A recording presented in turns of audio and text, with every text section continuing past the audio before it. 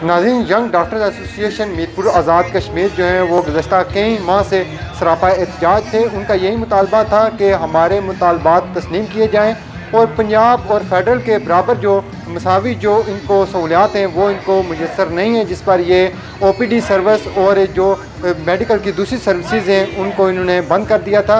और आपको बताते चलें कि आज आज़ाद कश्मीर भर के यंग डॉक्टर जो हैं वो मुजफ्फराबाद असम्बली हाल के बाहर सरापा एहतजाज हैं और इसमें मीरपुर आज़ाद कश्मीर के जो यंग डॉक्टर्स हैं वो भी इसमें शामिल हुए हैं। इनका यही मुतालबा है कि हमारे मुतालबात फौरी तौर पर जो है मंजूर किए जाएँ।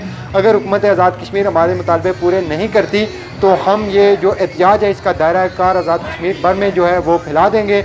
और जैसा कि मीरपुर आज़ाद कश्मीर में OPD सर्विसेज जो है वो मुअत्तल कर दी गई हैं और इसके अलावा यंग डॉक्टर्स की जानिब से जो कोरोना वायरस आइसोलेशन वार्ड में जो इनकी ड्यूटियाँ सारी अंजाम दे रहे थे उसमें भी इन्होंने जो है वो अपनी ड्यूटियाँ जो हैं वो काफ़ी हद तक जो है वो बंद कर दी हैं।